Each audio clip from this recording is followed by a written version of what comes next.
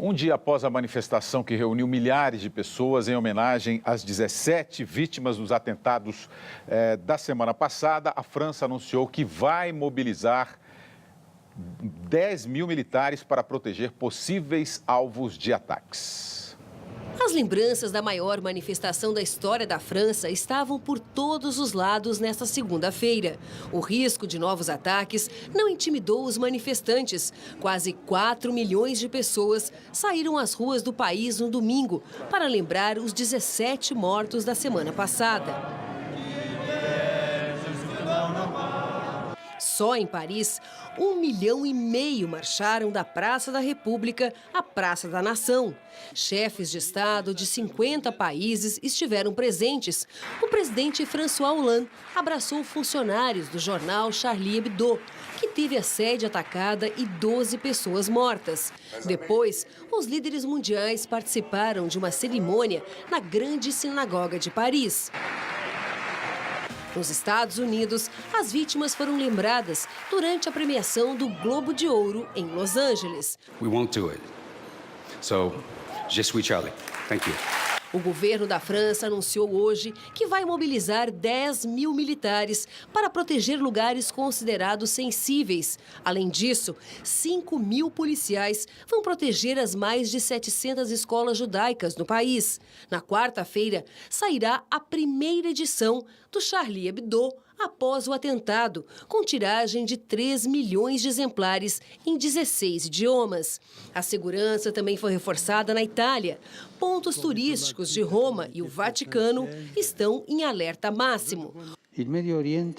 O Papa Francisco pediu para os líderes muçulmanos condenarem as interpretações fundamentalistas, que, segundo ele, servem de justificativas para cenas de violência. Autoridades francesas confirmaram que a namorada do terrorista Amédi Coulibaly está na Síria.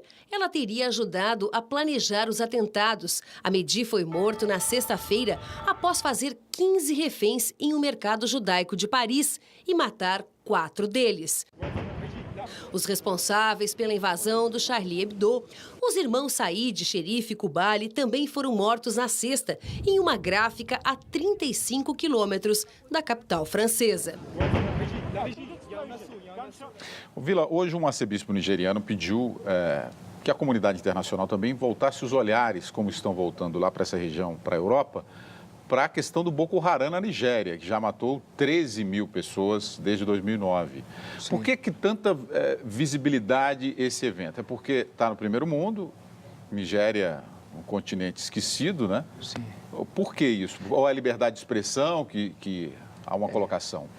Eu acho que a ação desses grupos fundamentalistas islâmicos na Nigéria é uma barbárie. Nós já vimos várias campanhas internacionais, inclusive quando foram algumas condenadas pela lei religiosa, inclusive que não vigora na Nigéria, mas imposto por líderes religiosos na área norte do país, de morte à lapidação, a pedradas de mulheres e tal. A região do Mali, são vários países, chegando até o Sudão, em que a situação é gravíssima e tal. Mas a África, infelizmente, isso é uma triste verdade, é um continente esquecido. Agora, em relação aos acontecimentos e a manifestação realmente impressionante que ocorreu em Paris, especialmente em outras cidades francesas, mas na capital especialmente, eu acho que aí está claramente a questão fundamental da sociedade democrática e de um Estado laico como é a República Francesa, a questão da defesa da liberdade de manifestação, da liberdade de imprensa. O que houve foi um ato criminoso de assassinos, de terroristas. Não devemos passar a mão na cabeça e buscar justificativas sociais. Isso é inacreditável. São terroristas, são assassinos que têm de ser combatidos das várias formas, pela ação militar, pela inteligência e pelo debate ideológico. Agora, tem alguns silêncios que são muito preocupantes. Quando o Papa faz essa referência de silêncio de importantes lideranças muçulmanas, expressivas, terem silenciado, isso é importante, porque cristãos foram mortos no Egito durante o governo da comunidade muçulmana, eu não vi barulho nenhum, e foram dezenas.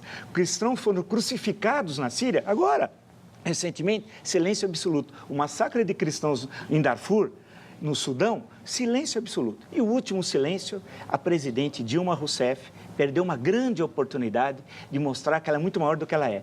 que era ter viajado ali. Se fosse o Lula, que é esperto, ela não é esperto. O Lula, ele teria ido, se ele fosse presidente. E mostrar os nossos princípios democráticos, como nós vivemos num país, num Estado laico, com a convivência de diferentes religiões, diferentes etnias. Seria uma questão importante para o país. Mas ela pensa muito pequeno, soltou uma nota anódina, sem nenhum interesse. Mais uma vez, nós perdemos um momento importante de mostrar que, apesar de nossas todas as dificuldades, todos os problemas, nós somos muito diferentes dessa barbárie. Ayrton. Olha, estive imaginando aqueles dois rapazes que entraram lá e assassinaram friamente. Aqueles jornalistas que estavam trabalhando ali, fazendo um trabalho até de um humor político, eles estavam movidos por são sanguinários, cidadãos sanguinários, dispostos a matar, ou estão a serviço de uma orientação política. Se estão a serviço de uma orientação política, quais são as raízes dessa orientação política que pegam esses extremistas, que são capazes de cometer esses crimes, que devem ter problemas pessoais, problemas psicológicos, porque é impossível você chegar num lugar e matar 13 pessoas. Isso é uma coisa, não é normal, né? Então, essas pessoas que têm esse tipo de paranoia, anormalidade, sei lá como definir, estão sendo utilizados e muitos estão sendo recrutados por forças políticas que se opõem em seus determinados países. Por exemplo, o Talibã, como age o Talibã lá no Afeganistão, né? Já enfrentaram os russos, já enfrentaram americanos, agora tem... Enfim, o que sai de lá? Sai uma organização como a Al-Qaeda, sai outra organização como, sei lá, os mártires, não sei do que, mas saem e sempre tem uma origem. E agora aparecem esses malucos capazes de realizar esses crimes.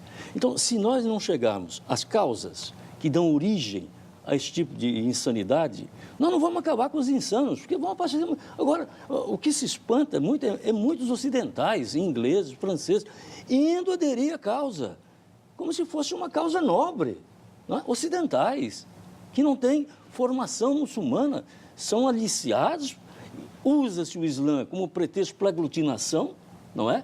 Precisam de uma coisa que junte, né? O Islã é islado, o Islã é usado e... Agora, a comunidade muçulmana, o Papa disse, tem que tomar providências, deixar clara a sua posição. E tem deixado em muitos lugares, estava presente lá na França, a maior autoridade muçulmana da França estava lá nos atos de solidariedade aos assassinados. Enfim, enquanto não resolver problemas como existe no Afeganistão, problemas como existe na Palestina, problemas como existe no Iraque, problema que existe entre curdos e turcos, e vão surgir esses grupos. E na Líbia, né, que hoje é um foco disso tudo, né, onde a dominação econômica, a dominação exploratória dos povos locais ainda for determinante, vai surgir esse tipo de orientação para esse tipo de crime. O Tiago, aqui pelo WhatsApp, no interior de São Paulo, política e religião, consegue-se falar em política e religião sem sofrer retaliação? Essa é uma questão fundamental da modernidade. O Estado laico separou a religião do Estado. E você, portanto, pode conviver no mesmo Estado de diferentes religiões. E você tem a liberdade garantida de manifestação, que foi um processo histórico. Isso não caiu do céu. Isso foi um processo de luta, por exemplo, no caso da Europa, desde o final do século XVIII. E no caso aqui da nossa América, especialmente da América Latina, é um processo relativamente recente, que nós temos amplas liberdades. Coisa mais dos últimos 50 anos. Mas a separação igreja-Estado ocorreu em quase todos os países da América Latina no momento da independência. No caso do Brasil, ocorreu com a República. Um dos primeiros atos do governo republicano foi separar a igreja do Estado. E isso é essencial à sociedade democrática. A religião é da esfera individual. A liberdade de manifestação, a liberdade de imprensa é do coletivo. Quer dizer, a religião, cada um tem a sua, né? Agora, nós não podemos, a minha religião, a sua, ou a do Ayrton, impor a força como a religião de todos. É aí que tem esse tipo de embate, essas tragédias. Como é que vocês acham que será a próxima edição do Charlie Hebdo? Vai estar várias caricaturas religiosas, do Maomé, da Le Pen, porque ela foi da Frente Nacional. Você acha que eles vão provocar mais ainda, é isso? Não é provocar. Como Jesus Cristo é retratado, por exemplo, no Brasil, em caricaturas. A Virgem Maria, os santos, o Papa. O humor é do contra. Se o humor fosse da situação, não teria graça o humor. É assim o papel do humor, né? Muito bem. Hackers invadiram 2 redes sociais do Comando Militar dos Estados Unidos.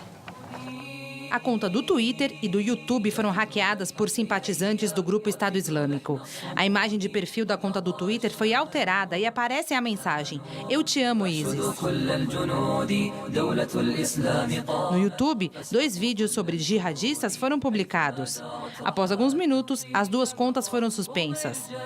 A Casa Branca afirmou que está monitorando a extensão do incidente. Até agora, segundo o governo americano, nenhum documento secreto foi postado pelos hackers. O Comando Central dos Estados Unidos supervisiona as operações aéreas lideradas pelos americanos no Oriente Médio.